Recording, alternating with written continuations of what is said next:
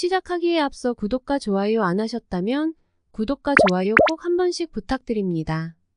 구독과 좋아요는 크리에이터에게 큰 힘이 됩니다. 제게 큰 힘을 주셔서 감사드리며 바로 시작합니다. 손흥민이 새 시즌 토트넘의 원톱 자원이 될 가능성이 높은 것으로 전망되고 있어 화제인데요. 자세한 내용 살펴보겠습니다. 29일 영국 매체 더 선은 해리 케인이 없는 토트넘 주전 라인업을 공개했습니다. 이 매체는 토트넘은 엔제 포스테코글루 신임 감독이 부임하면서 새 시즌 매우 다른 라인업이 가동될 수 있다면서 토트넘은 유럽 챔피언스리그 경쟁에 다시 뛰어들기 위해 이미 올 여름 선수 영입을 시작했다고 보도했습니다. 새 골키퍼 영입으로 이적 시장의 첫 문을 열었습니다. 위고 요리스가 떠난 빈자리를 이탈리아 엠폴리 수문장 굴리엘모 비카리오로 메웠습니다. 이탈리아 사부리그부터 차근차근 올라와서 지난해 첫 이탈리아 대표팀까지 승선한 제이미 바디 같은 이탈리아의 아이콘입니다. 발밑이 좋은 골키퍼로 잘 알려져 있습니다. 관건은 케인의 거취인데요. 토트넘을 떠나고 싶다고 밝힌 케인의 이적은 급속도로 진행되는 분위기입니다. 영국 매체 디 애슬레틱은 독일 바이에른 뮌헨이 케인 영입을 위해 이적료 7천만 유로 약 996억 원을 장전했다고 보도했습니다. 계약 기간이 1년 남은 걸 고려할 때 적지 않은 액수입니다. 다니엘 레비 토트넘 회장은 잉글랜드 클럽이 아니면 협상할 의향이 있지만 바라는 수준의 이적료는 최소 1억 유로 약 1,400억 원로 알려졌습니다.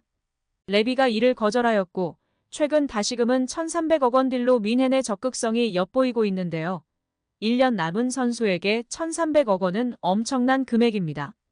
바로 1년 뒤면 이적료 없이 주급 경쟁 싸움만 해서 데려올 수 있기 때문입니다. 그래서 보통의 경우 1년 남았을 때에는 적은 금액이거나 잘 이적이 안 되기도 합니다. 그러나 해리 케인이기 때문에 이 정도 관심과 금액이 오르내리고 있는 상황입니다. 케인이 이적한다고 가정했을 때 포스테코글루 감독 체제에서 대체불가 공격순 손흥민의 역할은 바뀌게 될 것으로 평가했습니다. 더 선은 포스테코글루 감독이 선호하는 4-1-4-1 포메이션에서 손흥민을 최전방 원톱에 뒀습니다. 더 선은 케인이 없다면 토트넘은 최전방에서 뛸 다른 누군가가 필요하겠지만 손흥민이 이미 경험했었고 다시 할 수 있다고 전했습니다. 그리고 토트넘의 특성상 케인급의 선수를 살리 만무하고 그런 선수가 토트넘에 오지 않을 가능성이 농후합니다. 이에 기존의 선수들에게 그 역할을 맡길 것인데요.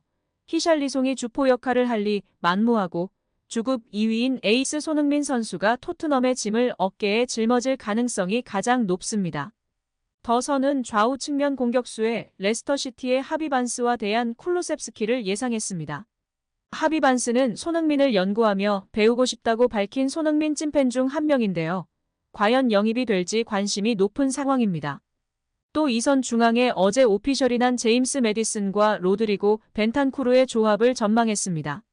이 매체는 우원 볼란치에 이부 비수마를 놓고 수비라인도 포백 전환을 예고했습니다.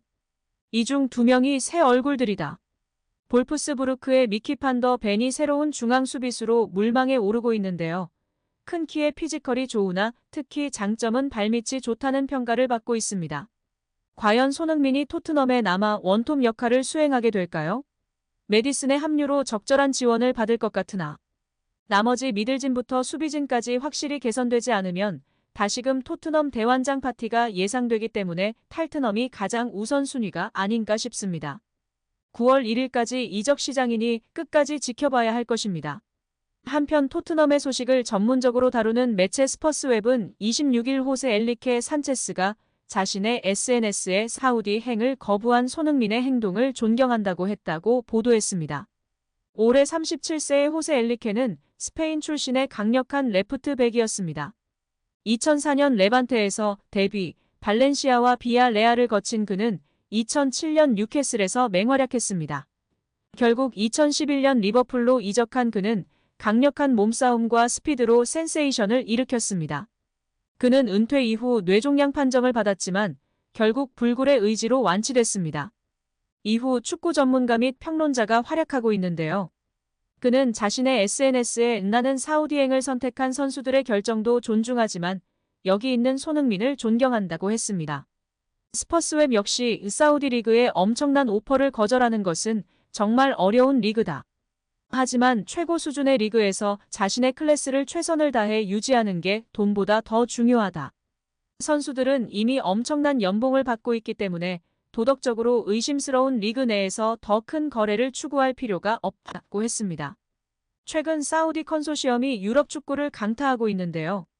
사우디 컨소시엄은 뉴캐슬 유나이티드를 소유한 공공투자기금의 컨소시엄이 알 나스르, 알 알리, 알 힐랄, 알 이티하드 등 4개 명문 클럽을 소유한 현상입니다. 이미 알 나스르는 크리스티아노 호날두를 영입했고 알 이티하드는 벤제마와 캉테를 영입했습니다. 얼마 전에는 26세의 황희찬 선수의 동료였던 주앙 네베스 선수도 사우디로 향했습니다. 현재는 28세의 맨시티 실바 선수도 링크가 나고 있습니다. 선수 생활 막바지의 슈퍼스타들을 뿐 아니라 무차별적으로 영입하고 있는 양상입니다. 다음 시즌 제1타깃은 손흥민입니다. 내년 여름 사우디 클럽들의 영입 표적이다. 이미 여러 차례 현지 매체들은 이렇게 보도했습니다. 알 이티하드가 손흥민을 원하고 있고 구체적 조건도 나왔습니다. 이적료는 6천만 유로 약 838억 원, 계약기간 4년에 3천만 유로, 한화로 419억 원의 연봉입니다.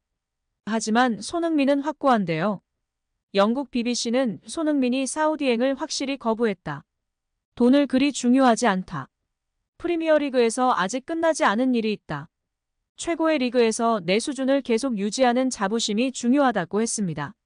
최근 토트넘의 10번 롤의 가장 최고의 선수인 메디슨을 영입했습니다. 메디슨은 넓은 시야와 정확한 패스를 활용하는 창의적인 플레이메이커로 평가받고 있고 여기에 드리블 실력과 날카로운 킥까지 장점으로 꼽히는 촉망받는 선수입니다. 결국 메디슨이 가세하여 공격진에게 완벽한 키패스를 넣어주는 선수를 얻은 것입니다. 다만 메디슨은 높은 위치에서 플레이하는 것을 선호하고 밑으로 내려와서 풀어주는 딥라인 플레이메이커 유형은 아닙니다. 전진형 플레이메이커인데요.